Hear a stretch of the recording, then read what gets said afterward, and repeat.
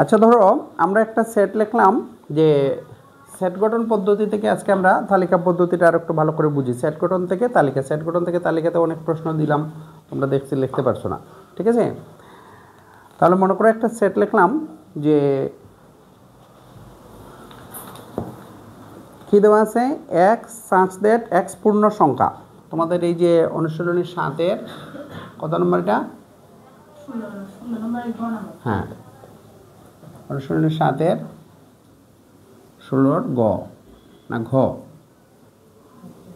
ওকে, কী প্রশ্ন দেওয়া আছে দেখো, এক্স সাচ দ্যাট এক্স পূর্ণ সংখ্যা। মনে করে এই ইকুয়াল লিখলাম এক্স সাচ দ্যাট এক্স কি পূর্ণ সংখ্যা। তাহলে পূর্ণ সংখ্যা কোনগুলো এটাকে বুঝতে হবে, ঠিক আছে? এইভাবে পূর্ণ সংখ্যা এইভাবে না লিখে জেড দিয়েও দিতে পারে, এটা এক্স বিলংস টু জেড দেওয়া থাকতে পারে। এবং আর কি দেওয়া আছে, x square is less than 10। ওকে, লেখো এই প্রশ্নটা লেখো সবাই।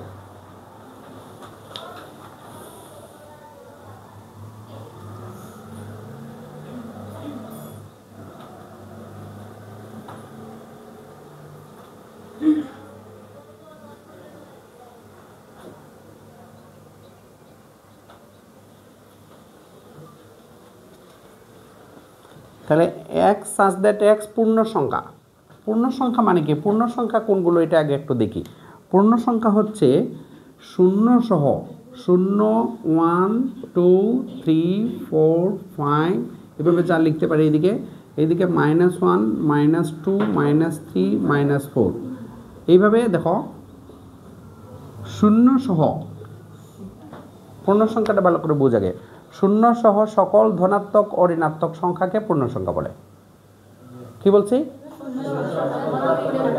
শূন্য সহ সকল ধনাত্মক সংখ্যা এবং ঋণাত্মক সংখ্যা সবগুলো নিতে হবে। তাহলে আমরা কি লিখবো? লেখো শূন্য সহ, লেখো শূন্য সহ কথা বলিস না, সকল ধনাত্মক ও ঋণাত্মক সংখ্যাকে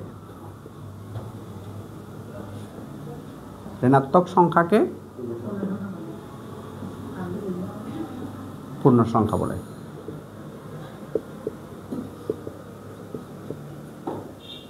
দেখো পূর্ণ সংখ্যাকে জেড দ্বারা প্রকাশ করা হয়। পূর্ণ সংখ্যাকে কি দ্বারা? জেড দ্বারা।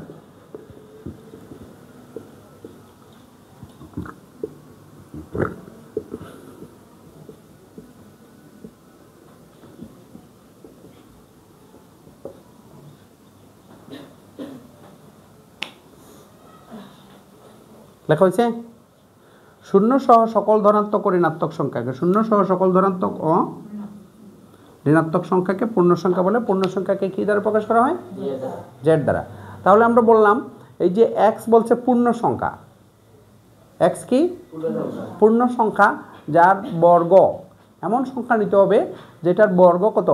10-এর চেয়ে ছোট, যেটাকে স্কোয়ার করলে, বর্গ মানে কি স্কোয়ার করলে কত হবে? 10-এর চেয়ে ছোট। মনে করো আমরা 4কে স্কোয়ার করলাম, 4কে স্কোয়ার করলে কত হয়? 16। 4কে স্কোয়ার করলে কত হয়? 16। এটা কি 10-এর চেয়ে ছোট? 10-এর চেয়ে ছোট না, তাহলে 4 হবে না। তাহলে যদি 3কে স্কোয়ার করি 9, তাহলে 10-এর চেয়ে ছোট হবে। হ্যাঁ, যদি -3কে স্কোয়ার করি 9, -9 না, -3কে স্কোয়ার করলে মাইনাসটা প্লাস হয়ে যাবে না? তাইলে -3কে স্কোয়ার করলে 9 10-এর চেয়ে ছোটো হবে, ঠিক আছে? এমন সংখ্যা নিতে হবে, এমন পূর্ণ সংখ্যা যেটারে বর্গ করলে কত হয়? 10-এর চেয়ে ছোটো। কথাটা বুঝছি? ওকে, তাহলে এই মানটা কীভাবে বের করবো একটু দেখো। লেখা হয়েছে, এটুকু লেখা হয়েছে। ওকে,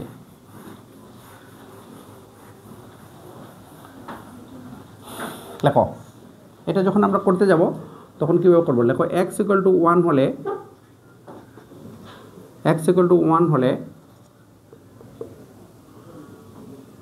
আচ্ছা, তার আগে 0 লিখতে হবে। এটা তো পূর্ণ সংখ্যা, তাহলে 0 লিখতে হবে। x = 0 হলে লেখো 0² = 0। 0² মানে তো 0, এটা 10-এর চেয়ে ছোট। x = 0 হলে পূর্ণ সংখ্যা লিখতে গেলে 0 থেকে শুরু করতে হবে। হ্যাঁ, x = 0 হলে 0² = কি? 0। ওকে, তাহলে x = 1 হলে +1, x = +1 হলে +1² পূর্ণ সংখ্যা প্লাস মাইনাস দুইটা লিখতে হবে। তাহলে +1² মানে কি? 1। এটা 10-এর চেয়ে ছোট। তারপরে x ইকুয়াল টু -1 হলে -1 হোল স্কয়ার, -1 হোল স্কয়ার কত হয়? 1, মাইনাসের উপরে স্কয়ার হলে প্লাস, মাইনাসের উপরে স্কয়ার হলে প্লাস, আর 1 স্কয়ার মানে 1, তাহলে এটা 10-এর চেয়ে ছোট। ওকে, তারপরে x ইকুয়াল টু +2 হলে +2 হোল স্কয়ার, প্লাস না লিখলেও হতো, প্লাস না দিলেও আমরা বুঝি এটা প্লাস, ঠিক আছে না? তাহলে +2 হোল স্কয়ার মানে কত? 2 হোল স্কয়ার মানে কত? 4, তাহলে এটা 10-এর চেয়ে ছোট। ওকে, তারপরে x ইকুয়াল টু -2 হলে -2 হোল স্কয়ার ইকুয়াল 4, তাও 10-এর চেয়ে ছোট। তারপরে x ইকুয়াল টু 3 হলে +3 হলে 3 হোল স্কয়ার ইকুয়াল কত? 9, 10-এর চেয়ে ছোট। x ইকুয়াল টু -3 হলে -3 হোল স্কয়ার ইকুয়াল 9, তাও 10-এর চেয়ে ছোট। বুঝছি? তাহলে x ইকুয়াল টু 4 হলে +4 দিয়ে দিলাম, হ্যাঁ, +4 হোল স্কয়ার কত? 16, 4 হোল স্কয়ার কত? 16, 16টা কি 10-এর চেয়ে ছোট? ছোট না। তখন আমরা লিখব এই যে নট লেস দেন 10, এই যে লেস দেনটা আমরা লিখে দেখো, লেস দেন চিহ্নটা দিয়ে এরকম কেটে দিব, তার মানে নট লেস দেন, এটা মানে হচ্ছে 16 10-এর চেয়ে ছোট নয়, এটা মানে কি 16টা দেয় 16 is not less than 10, 16 is not less than 10, তার মানে 16 10-এর চেয়ে কি নয়? ছোট নয়। বুঝতে পারছি? ওকে, তাহলে x এর মান আমরা কত পেলাম? এই যে -3 পর্যন্ত, ঠিক আছে? তাহলে এই সংখ্যাটাকে আমরা লিখবো এইভাবে যে অতএব a ইকুয়াল 0, দেখো লিখবো কীভাবে এটা দেখো, 0টার প্রথমে লিখবো মাঝখানে, তারপরে +1, তারপরে +2, +3, এগুলোকে ডান দিকে, আর -1, -2, -3 এটা হচ্ছে বাম দিকে, কারণ এই যে মাইনাসগুলো ছোটো, 0 থেকে -1 ছোটো, -1-এর চেয়ে -2 ছোটো, -2-র চেয়ে -3 ছোটো, মাইনাস হলে বড়টা ছোটো হয়ে যায়, সামনে যদি মাইনাস চিহ্ন দেয় তাহলে বড়টা কী হয়ে যায়? ছোট। বিষয়টা বুঝছি? তাহলে দেখো -3, -2, -1, 0, 1, 2, 3, অর্থাৎ এই সংখ্যাগুলোকে স্কোয়ার করলে কী হয়? 10-এর চেয়ে ছোট হয়। বুঝতে পারছি? ওকে,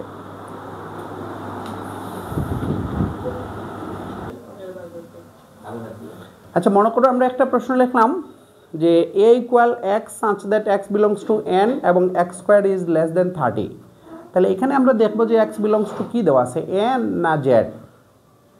যদি n দেওয়া থাকে তাহলে স্বাভাবিক সংখ্যা, n দেওয়া থাকলে কি স্বাভাবিক সংখ্যা, আর z দেওয়া থাকলে পূর্ণ সংখ্যা হলে একটু জটিল, এই যে +0 থেকে শুরু করতে হবে, +1 -1, +2 -2, এইভাবে নিতে হবে।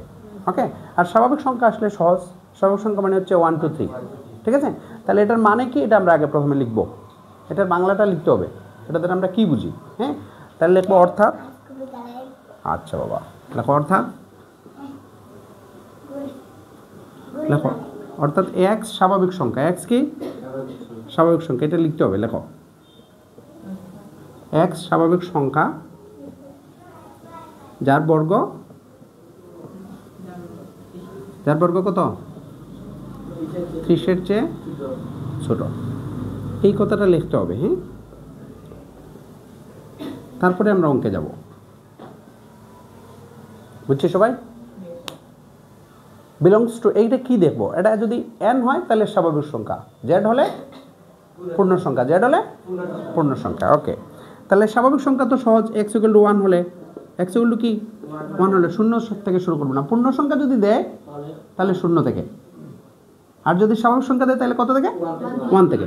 তাহলে x ইকুয়াল টু 1 হলে 1 স্কোয়ার ইকুয়াল 1, বুঝছি? তাহলে এটা কি 30-এর চেয়ে ছোট। ওকে, তারপর লেখো এখানে 30 আমরা দিছি, অন্য সংখ্যা দেওয়া থাকতে পারে, ঠিক আছে? ওকে, লেখো x ইকুয়াল টু 2 হলে 2 স্কোয়ার ইকুয়াল 4, 30-এর চেয়ে ছোট। ওকে, এবার মাইনাসগুলো নিতে হবে না, যদি পূর্ণ সংখ্যা আসে তাহলে মাইনাস নিতে হবে। x ইকুয়াল টু 3 হলে 3 স্কোয়ার ইকুয়াল 9, এটা 30-এর চেয়ে ছোট। এ কিরে বুঝছি? সবাই বুঝছি? হ্যাঁ, না বুঝে কালে জিও কইস না। x ইকুয়াল টু 4 হলে 4 স্কোয়ার ইকুয়াল 16, 30-এর চেয়ে ছোট। ওকে, তারপরে x ইকুয়াল টু 5 হলে 5 স্কোয়ার ইকুয়াল 25, এটা 30-এর চেয়ে ছোটো। x ইকুয়াল টু 6 হলে 6 স্কোয়ার ইকুয়াল 36, এটা কি 30-এর চেয়ে ছোটো? 30-এর চেয়ে ছোটো না, তাহলে আমরা লিখব নট লেস দেন 30। আমরা এই পর্যন্ত যাব, যখন গিয়ে দেখব নট লেস দেন চলে আসছে বা নট গ্রেটার দেন, যখন এই চিহ্নটা চলে আসবে তখন আমরা বাদ দিয়ে দিব। কি বলছি বুঝে গেছে? যখন এই যে কাটা পড়ে যাবে তখন আর লিখব না। ওকে, তাহলে আমরা কি পেলাম রেজাল্ট? 1 2 3 4 5। ওকে, তাহলে এ ইকুয়াল আমরা লিখতে পারি, অতএব এ ইকুয়াল 1 2 3 4 5। বুঝতে পারছি? ওকে, বিশেষ দেখো আরেকটা প্রশ্ন দেখো, যেমন আমরা লিখলাম x such that x belongs to n, x belongs to n মানে কি x স্বাভাবিক সংখ্যা, x স্বাভাবিক সংখ্যা, x squared is greater than 8, x squared is greater than 8, এর মানে কি? এর মানে কি? হ্যাঁ, 8-এর চেয়ে বড়। কি কি 8-এর চেয়ে বড়? বর্গ করলে, হ্যাঁ, এমন সংখ্যা যেটাকে স্কোয়ার করলে, এমন সংখ্যা যেটাকে স্কোয়ার করলে 8-এর চেয়ে বড়, আর কিউব করলে কিউব। তোরা যদি ক্লাস মনোযোগ দিয়ে পড়ছ না, ক্লাস বাদ। ওকে, যেটাকে স্কোয়ার করলে 8-এর চেয়ে বড়, তাহলে x স্বাভাবিক সংখ্যা যার মান, যার বর্গ 8-এর চেয়ে বড় এবং যার ঘন, কিউব মানে কি ঘন, 130-এর চেয়ে ছোট। তাহলে এটা আমরা লিখি অর্থাৎ, দেখো অর্থাৎ x স্বাভাবিক সংখ্যা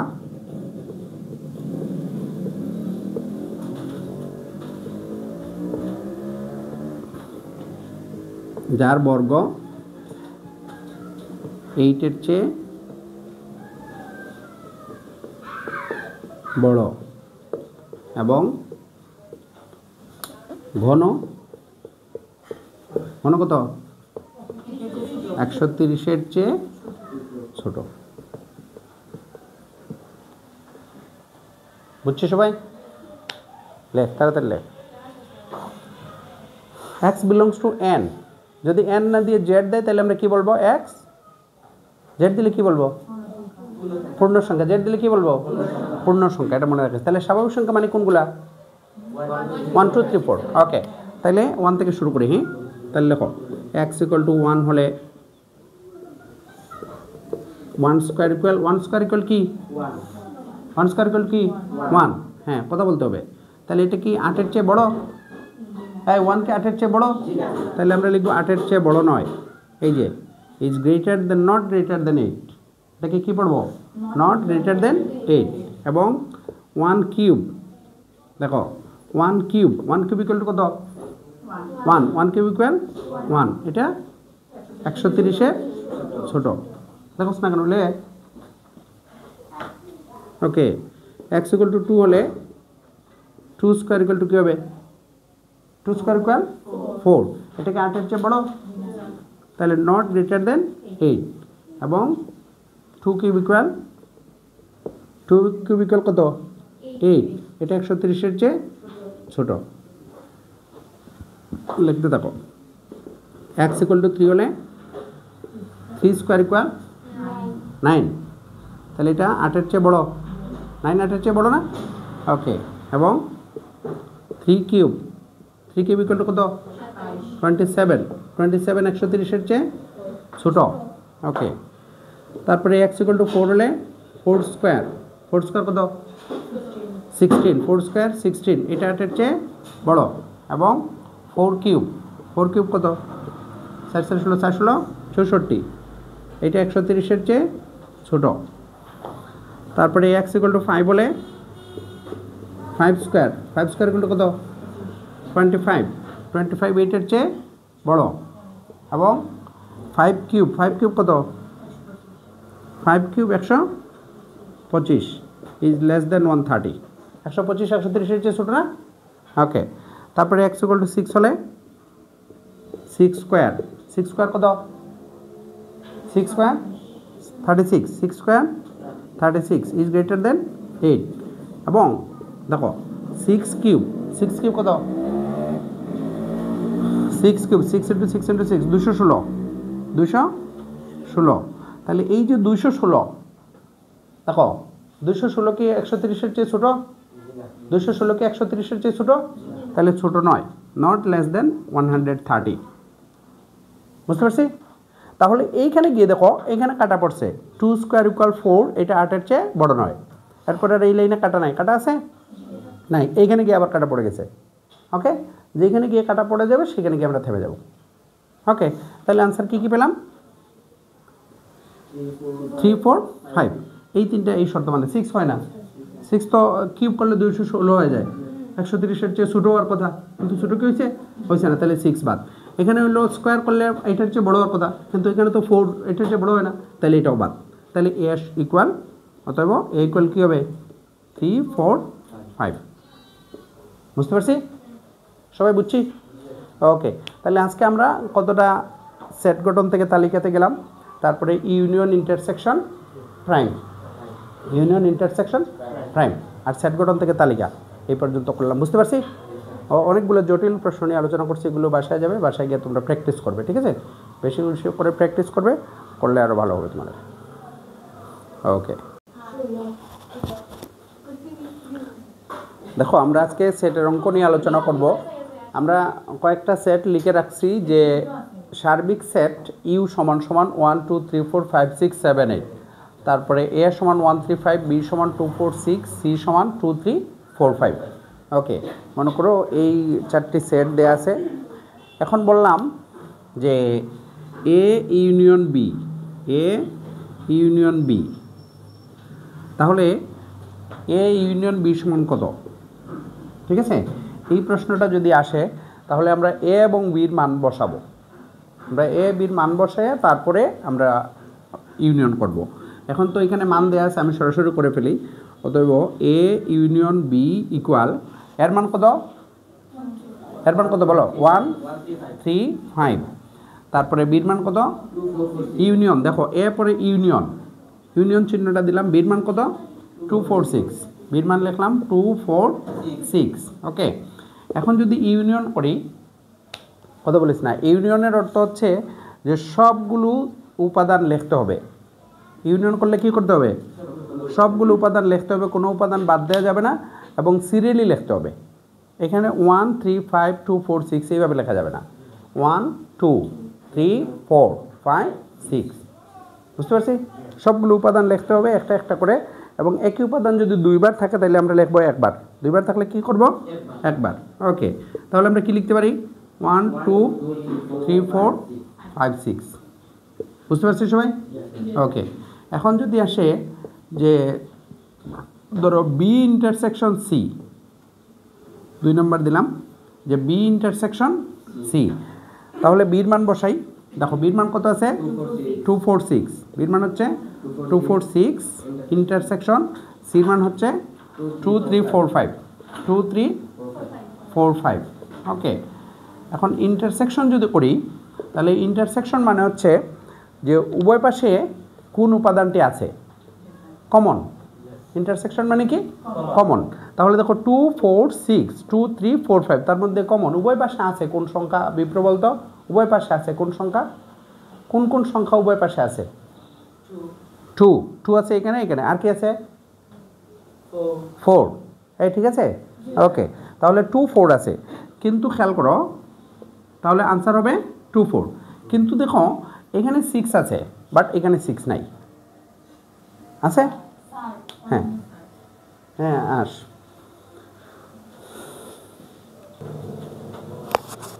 ওকে, তাহলে বি ইন্টারসেকশন সির মান কত পেলাম? 2 2 4। এই পর্যন্ত বুঝতে পারছি সবাই? এগুলো তো পারি আমরা, ছেলেরা বুঝছি?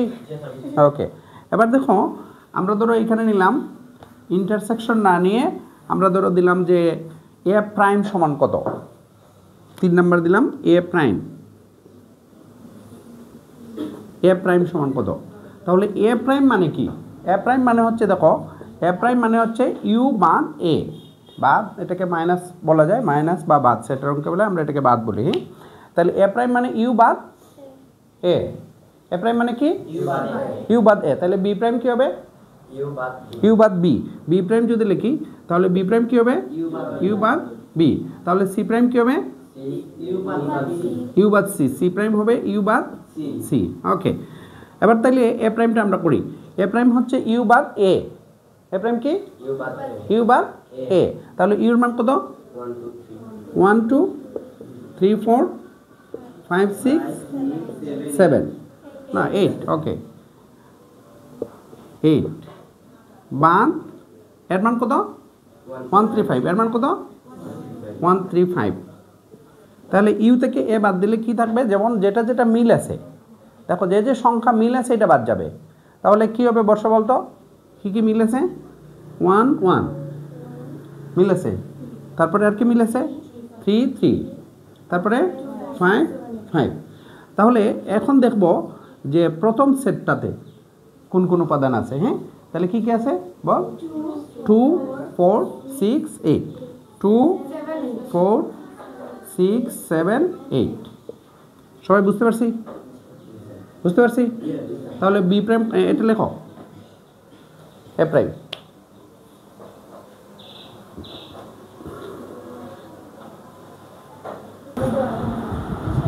তাহলে এ প্রাইম আমরা বের করলাম, বি প্রাইম সি প্রাইম পারবো? এই শোনো, এ প্রাইম তো আমরা করে দিছি, বি প্রাইম সি প্রাইম পারবো? ওকে, তাহলে বি প্রাইমটা তোমরা নিজে নিজে প্র্যাকটিস করো। তারপরে মনে করো আমরা আরেকটা প্রশ্ন লিখি, যেমন এই যে উপাদানগুলো দেওয়া আছে ইউ এ বি সি, এগুলো হচ্ছে তালিকা পদ্ধতিতে। এগুলো কি পদ্ধতিতে? তালিকা পদ্ধতি, সরাসরি যদি উপাদানগুলো উল্লেখ থাকে। কিন্তু মনে করো আমরা একটা সেট দিলাম যে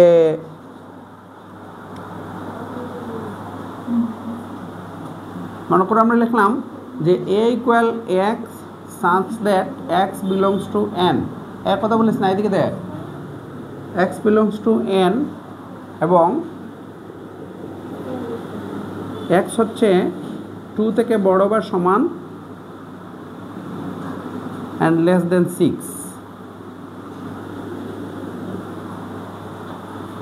তাহলে এই যে একটা সেট লিখলাম A equal X such that X belongs to N. দেখো এরকম সংখ্যা পরীক্ষায় থাকে কিন্তু, X belongs to N. N মানে কি? এন কি? স্বাভাবিক সংখ্যা। এনটার দ্বারা কি বোঝায়? স্বাভাবিক সংখ্যা। স্বাভাবিক সংখ্যা মানে কি? 1 2 3 4 5 6 7, 1 2 3 4 5 6 7 8 9 10 এই সংখ্যাগুলো। হ্যাঁ, তাহলে এন মানে কি? স্বাভাবিক সংখ্যা। এন মানে কি? স্বাভাবিক সংখ্যা। এখানে শর্ত দেওয়া আছে এক্স এর মানটা হবে 2 থেকে বড় অথবা সমান, ছোট না, 2 থেকে বড় অথবা সমান, আর 6 এর চেয়ে ছোট। এদিকে তাকা, 2-র চেয়ে বড় অথবা সমান, 6-এর চেয়ে ছোট। তাহলে কি হবে সংখ্যাগুলো? তাহলে আমরা কি লিখব? অর্থাৎ এটা দ্বারা আমরা কি বুঝি এটা লিখব, অর্থাৎ এক্স স্বাভাবিক সংখ্যা। এক্স বিলংস টু এন মানে কি?